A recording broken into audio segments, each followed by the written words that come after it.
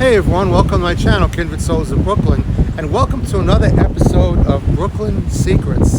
So today, folks, I want to talk about the serious reason why Walt Disney continuously thought about opening up a park in Brooklyn, New York, and specifically in Coney Island. So stay tuned, I hope you enjoy it.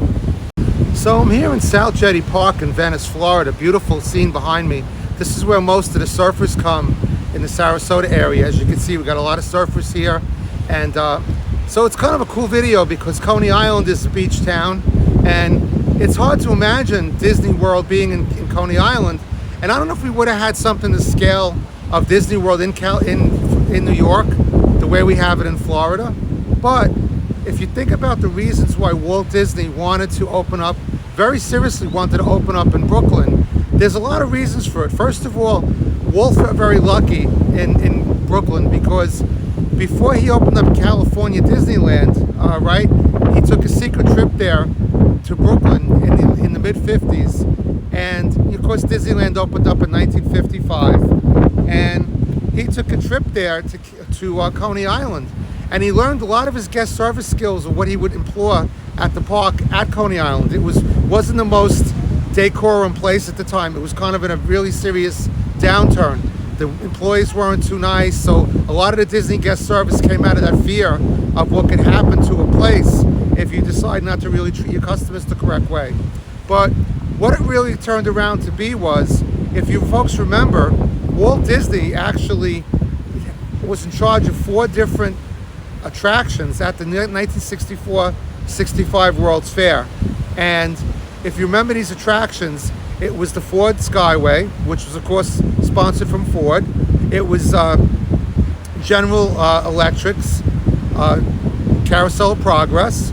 It was also Great Moments with Mr. Lincoln from the state of Illinois. And it was also It's a Small World that was sponsored by Pepsi and was a tribute to UNICEF. So many people don't give Walt Disney the credit he deserves for being the actual businessman.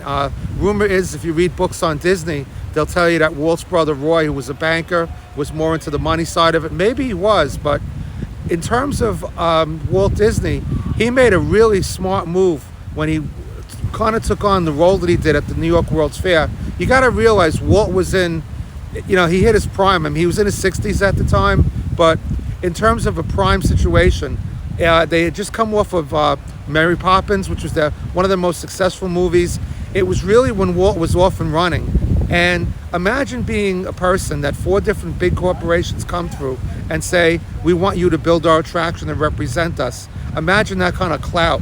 But Walt Disney did something really amazing, which was he built the attractions. He came up with totally unique ideas.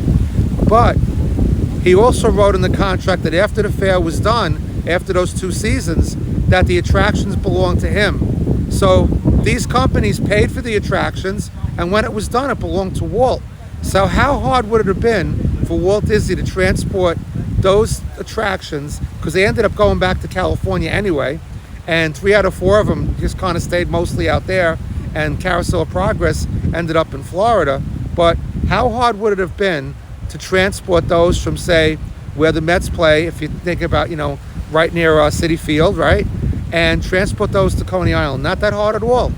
And that was a really smart thing that he did. So he also had a very soft spot for New York, because when the studios, back when he was young, took his first creation, which was Oswald the Lucky Rabbit, who kind of looked like Mickey, who was taken off of him in a contract deal, he was like on the verge of bankruptcy, and he was really depressed. He had a nervous breakdown because of it. And what happened was, on a train ride to New York City is when he thought about Mickey Mouse, is when he discovered, when he actually thought that up.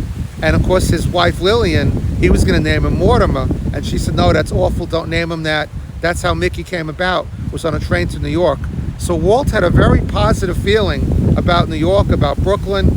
He had come to Brooklyn, he loved Nathan's hot dogs. So many times during his career, he really seriously thought about putting a park in Coney Island. Now, what would that park have looked like? So what would a Disney park have looked like in Coney Island had Walt Disney opened that up? I mean, would there have been a really gigantic castle? Probably not. Would he have almost the equivalent of over 40 square miles of property? that they have in Florida. Definitely not. But Walt's love of Coney Island, Walt's love of Brooklyn, Walt's feel for the place, I think. And you know, if you got to remember something too, it was during the World's Fair that they really developed the animatronics technology. So Walt Disney had a lot of really positive thoughts and feelings about Brooklyn, about Coney Island. He had also known about Coney Island being what we call the Disneyland of its day, because you know, turn of the century up until maybe after World War II, it was the Nickel Empire. It was where people all came from around the world. And you know, it goes through periods of revitalization, then it goes down, then it comes back up again. So it would have looked a little different, obviously. But I think Disney would have had some kind of presence there. But because in Florida they gave Walt the great deal that he got, the Reedy Creek Improvement District situation where he pretty much got to do what he wanted, to build his entire kingdom down there. I think that was a major reason why he didn't do anything up in New York. And I think it would have been interesting for some kind of presence to be there. I think it was, if Walt had lived, maybe if he had lived past when he passed away in 1966, I think we would have probably seen something in Coney Island, some kind of Disneyfication of Coney Island. Would that have been good? I don't know. Would Walt have gotten rid of the Mermaid Parade and things like that? Maybe. Would we still have the Polar Bear Plunge? I don't know, probably. It's a lot of heavy thought, but one thing's for certain, there would have been some Disney presence somewhere in Coney Island for sure, had Walt probably lived. So a lot of folks wonder what the park in Coney Island would have been called. So chances are Walt would have named it Disneyland East. Now a lot of folks are surprised that he might open up something in Coney Island. And of course, you know, he wouldn't have had the scale that he had over in Florida, but the reality was Walt had done research with his Imagineers with the demographic people in California, and they found out that only 15% of the guests who were attending the park in Anaheim actually came from the East Coast. So he knew he needed to open up something on the East Coast. And like I said, it wouldn't have been as big as in Florida, and he probably might have even done both had he lived long enough. But the name of the park probably would have been Disneyland East had he opened it up in Coney.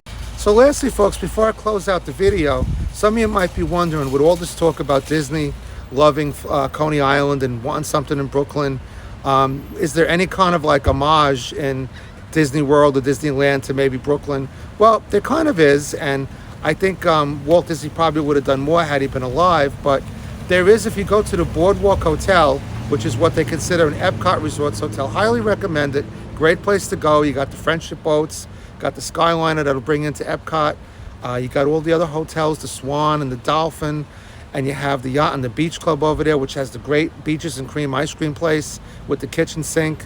Well, there is an homage, and what it is it's if you look at their water slide over at the Boardwalk, it's actually the Cyclone roller coaster from Coney Island. And if you look at that theming, it's supposed to be in Atlantic. Of course, it doesn't say Coney Island, but it's supposed to be an Atlantic boardwalk, and really that's like probably the closest homage that you might find in Florida to Coney Island. So it's just kind of something interesting. There's actually a bar over there called Leaping Libations, which I thought was a really cute name. Seem to have a lot of nice bars over there. I don't drink. I'm a Coca-Cola drinker, as you guys know. It's also home of the Abracadabra, which I think is a fabulous name. It's a magician's, I'm going to do a video there one day. It's a magician's themed bar. And of course I'd go in there and drink a Coke. I'm not a drinker, as you guys know. But just thought that we'd throw that in for you. So I hope you enjoyed the video. Please subscribe. And please share your thoughts. I want to know what you think about what do you think would have happened if Disney would have opened something in Coney Island? I mean, it was revisited a number of times, even after Walt's death in the 90s. Disney was trying to maybe acquire some property there, do like a downtown Disney or a Disney Springs type of situation. So what do you folks think? I mean, imagine growing up in Brooklyn with Coney Island or being in Disney right in our backyard. That'd have been amazing. We'd have all been doing the Disney points in Brooklyn. Would have been hysterical. So I would have loved it. It would have changed my life, that's for sure. So I love you guys. Thanks for subscribing. Thanks for watching. Please share your thoughts with me. Any ideas for videos? I'd love to hear from you. So have a wonderful night, day, afternoon. Thanks for making me a part of your day. And I'll see you real soon. Take care, folks. Bye-bye.